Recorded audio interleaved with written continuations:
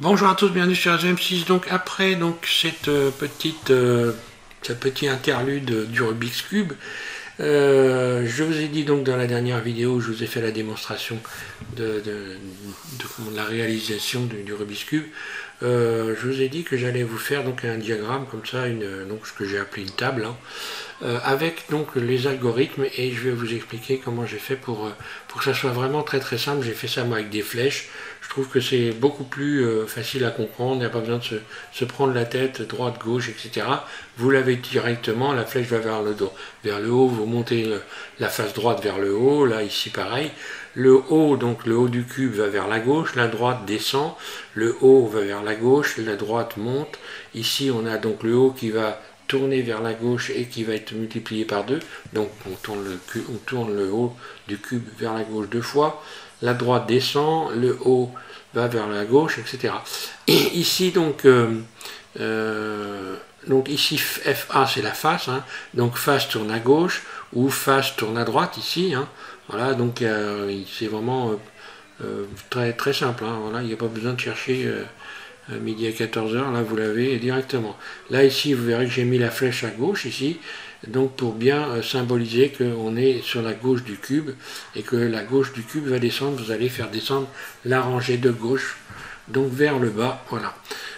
Alors ce qu'il faut savoir c'est que ici, donc cette formule là par exemple, vous allez la travailler bas gauche haut droite, donc là, vers le bas, vers la gauche, vers le haut, vers la droite.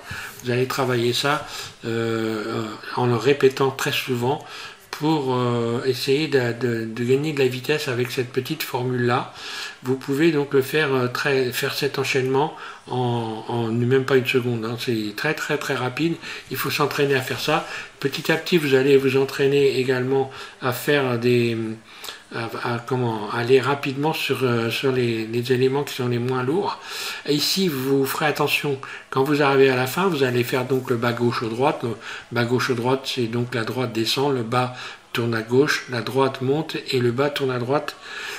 Là, quand vous arrivez là, faites bien attention surtout à tourner le bas vers la droite, ne pas oublier, parce que quand on est arrivé au jaune, quand on voit remonter le jaune, on est, j'ai envie de dire, tellement content de voir qu'on a remonté le jaune et que ça marche, qu'on a tendance à oublier le bas, ce qui m'est arrivé régulièrement.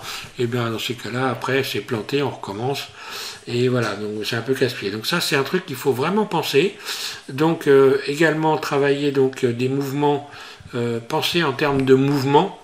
Hein, il y a donc par exemple, ça c'est vraiment très simple. Quand on s'est habitué à ce mouvement-là, on ne pense plus du tout à bas, gauche ou droite. Voilà, c'est un mouvement que l'on peut faire en une seconde, quoi. Voilà, ça c'est un truc à savoir. Donc là, le tableau fonctionne dans l'ordre, hein.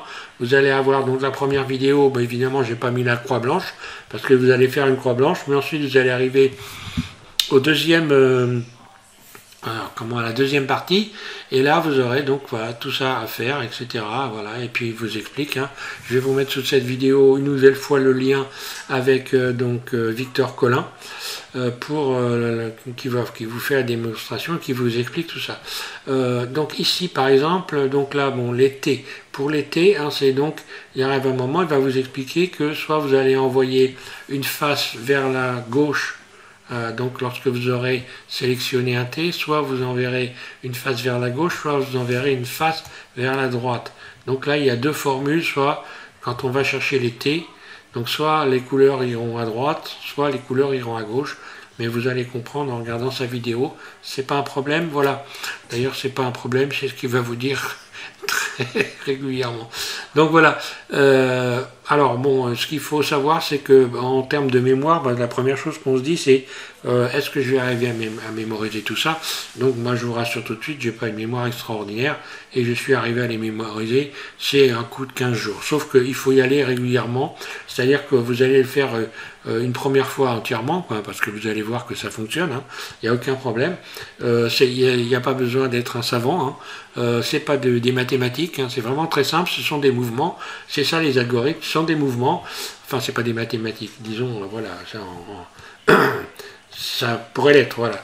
Donc Ce sont des mouvements qu'il faut apprendre par rapport à des situations. Une situation va vous donner un mouvement. Donc ça, vous allez voir que c'est extrêmement, extrêmement simple. Donc voilà, il n'y a pas besoin de sortir de Saint-Cyr pour donc arriver à réaliser un Rubik's Cube. Hein. C'est vraiment à portée de tout le monde. Voilà, sauf des personnes qui ont vraiment des problèmes de mémoire graves. Mais autrement, voilà. Donc il faut faire travailler sa mémoire. Bon, grosso modo, pour vous donner un ordre d'idée, c'est une quinzaine de jours. À travailler quelquefois, enfin plusieurs fois par jour quand même. Hein.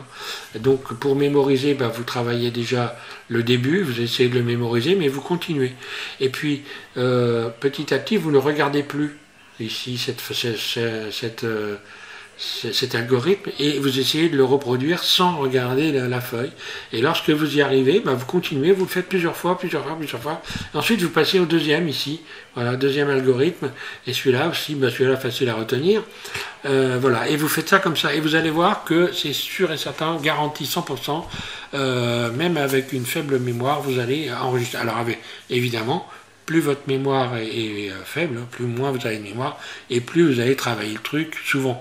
Donc, grosso modo, si vous le faites 10 fois par jour, faut essayer de le faire plus que ça, quoi. Donc, voilà, il faut se donner un temps et dire, je vais le faire pendant une quinzaine de jours, je vais vraiment me mettre dessus pour arriver à le faire.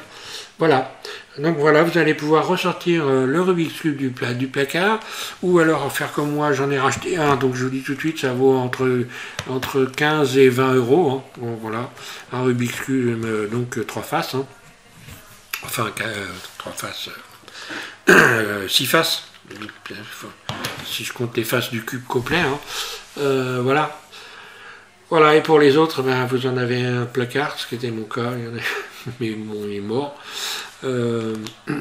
Et puis vous allez pouvoir vous entraîner. Voilà, merci à tous de suivre James 6. Je réfléchis avant d'arrêter complètement. Ouais. Non, j'ai rien de... Si j'ai autre chose à dire de particulier, mais non, j'ai dit l'essentiel. Voilà, avec cette grille, c'est vraiment très simple. Hein. Voilà, faut se rappeler que ça, c'est face. Hein. Voilà, en français, et voilà, ça va être difficile de faire plus simple. Hein. Voilà, merci à tous de suivre SM6. Bon courage pour votre Rubik's Cube. Amusez-vous bien avec tout ça par les temps qui courent. Avec le Covid ou la Covid, on ne sait rien. Donc, c'est la maladie du Covid. Donc, c'est un moyen de se distraire. Hein. Voilà, merci à tous.